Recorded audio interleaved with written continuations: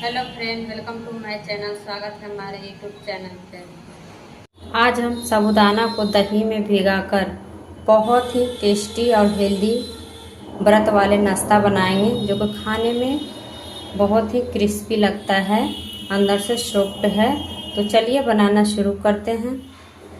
व्रत का खाना बनाना कैसे है, इसके लिए यहाँ पे हमने 1 कटोरी साबूदाना लिए हैं। तो ये मीडियम साइज का साबूदाना है, ये मार्केट में आराम से मिल जाते हैं। अब इसे हम फूलने के लिए रख देते हैं। तो इसके लिए हम एक बर्तन लिए हैं। अब इसी में हम सारे साबूदाना को डाल देते हैं। तो यहाँ पे हमने 1 कटोरी साबूदाना लिए हैं। अब उसी में हम आधा कटोरी फ्रेश दही डाल रहे हैं। तो ये ताज़ा वाला दही है, तो यहाँ पे खट्टा दही नहीं लेना है। अब इसी में हम 1 कटोरी पानी डाल देते हैं। तो यहाँ पे जिस कटोरी से हम दही डाले थे, अब उसी में हम पानी डालकर अब इसी में हम डाल देते हैं साबूदाना में। तो यहाँ पे हमने 1 कटोरी पानी डाल दिए हैं। अब इससे अच्छे से हम सारी चीज़ों को, साबूदाना को भी मिक्स कर देते हैं दही और पानी में। तो यहाँ पे साबूदाना को पानी और दही में अच्छे से मिक्स कर लिए हैं। अब इसे हम क्या करेंगे, ढककर 2 से 3 घंटे के लिए फूलने के लिए रख देते हैं। तो यहाँ पे जब तक साबूदाना फूल रहे हैं, हम आगे की तैयारी कर लेते हैं। तो सबसे पहले हम चटनी बना लेते हैं। तो इसके लिए हम यहाँ मिक्सी का जार ले लिए हैं।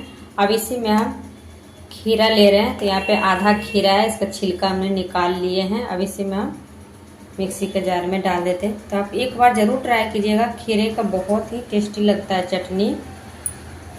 अब यहीं पे डाल रही हूँ 2 चम्मच मूंगफली, ये भुना हुआ मूंगफली, इसका छिलका हमने निकाल लिए हैं। अब इसी में हम डाल देते हैं 2 चम्मच नारियल बुरादा, थोड़ा सा बारीक कटा हुआ हरा धनिया। अब इसी में हम डालेंगे 1 हरी मिर्च, जो कि हमने 2 टुकड़े में तोड़ लिए। आधा इंच अदरक का टुकड़ा, इसे भी हमने काट लिया छोटे छोटे टुकड़े में। अब इसे हम डाल रहे हैं टेस्ट के अनुसार सेंधा नमक। अब यहाँ पे हम डाल रहे हैं नींबू का रस। तो यहाँ पे हम आधा को नींबू लिए हैं, इसका बीज हमने निकाल लिए हैं। अब यहाँ पे नींबू का रस इसमें डाल देते हैं गार के। अब हम डालेंगे थोड़ा सा पानी। अब इसे हम पानी डालकर पीस लेते हैं। तो यहाँ पे चटपटा सा चटनी बनके तैयार हो गया है। इसे हम निकाल लेते हैं। तो ये हम चटनी को साइड में रखते हैं। अब यहाँ पे साबूदाना के रखे हुए 2 से 3 घंटे हो गए। अब इसे हम चेक कर लेते हैं। तो यहाँ पे साबूदाना अच्छे तरीके से ये फूल गए, पहले से काफ़ी बड़े भी हो गए। ये हाथ से इस तरीके से मैश करने से अच्छे से ये मैश हो रहा है। अब इसे हम एक बर्तन में निकाल लेते हैं।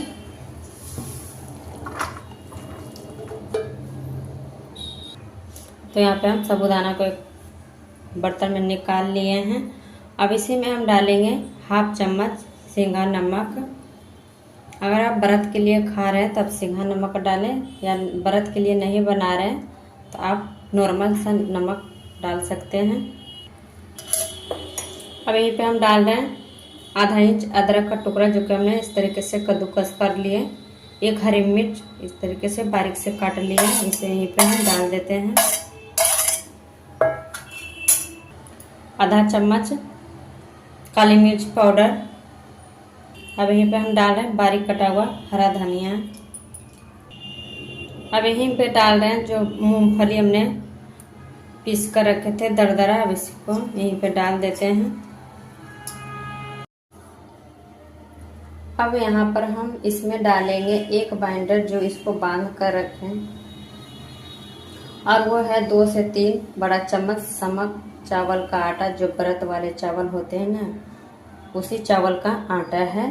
अब इसे यहाँ पे हम डाल देते हैं। इससे अच्छे से ये इसमें भी क्रिस्पी आ जाते हैं। अगर आपके पास चावल का आटा नहीं है तो आप जो व्रत वाले आटा होते हैं ना, आप वो भी डाल सकते हैं। अब सारी चीज़ों को हम अच्छे से हाथों से मिक्स कर लेते हैं। आप चाहे तो सिंघाड़े का आटा भी इसमें डाल सकते हैं।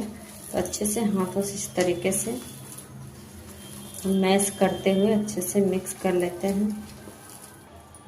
तो यहाँ पे सारे बॉल्स को इस तरीके से हमने बनाकर तैयार कर लिए हैं। अब इसे हम फटाफट पका लेते हैं। तो इसे हम फ्राई नहीं करने वाले हैं, हम इसे अप्पे पैन में बनाने वाले हैं। तो चलिए बनाते हैं।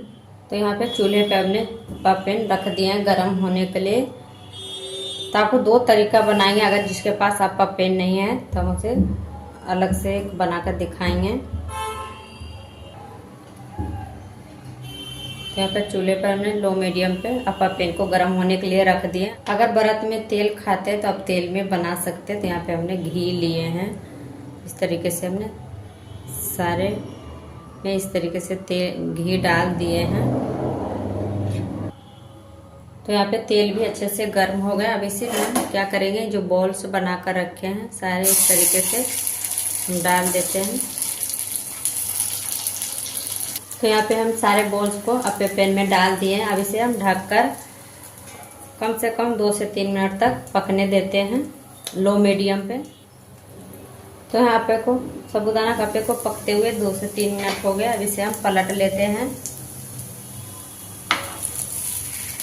एक साइड अच्छे से ये सेक गए हैं। इसी तरीके से हम सारे को पलट लेते हैं अप्पे को। तो यहाँ पे हमने सारे साबूदाना अप्पे को इस तरीके से पलट लिए हैं। अब इसके ऊपर हम थोड़ा थोड़ा सा और घी डाल देते हैं।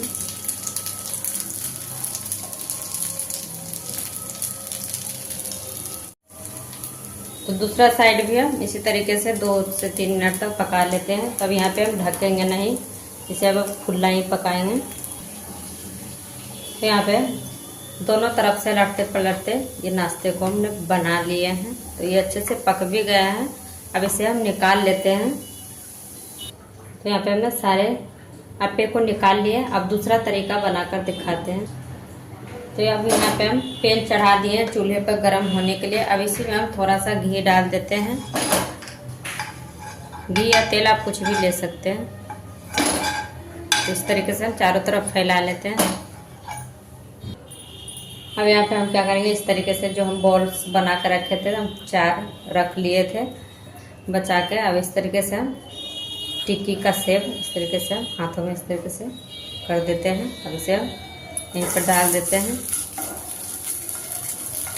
इसी तरीके से हम दूसरा भी डाल रहे हैं।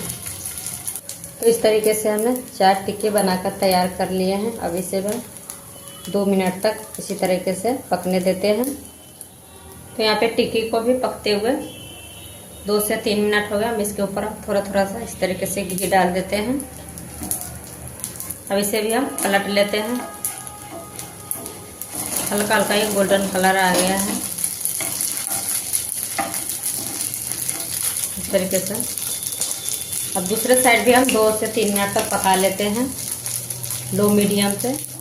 यहाँ पे हमने टिक्की को भी इस तरीके से पलटते पलटते हमने पका लिए। ये भी पक के तैयार हो गया। अब इसे भी हम निकाल लेते हैं।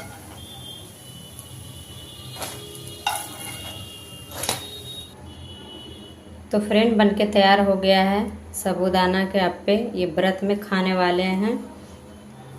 इसके साथ हमने चटपटे तीखे चटनी बनाए हैं। बहुत ही क्रिस्पी बनके तैयार हुआ है और अंदर से पूरा ये सॉफ्ट है। इस नवरात्रि में इस तरीके से आप भी बनाकर खाइए, बहुत ही टेस्टी लगता है। टेस्टी के साथ साथ हेल्दी भी है। तो फ्रेंड, अगर हमारे वीडियो पसंद आए तो लाइक शेयर सब्सक्राइब जरूर कीजिएगा। Thank you.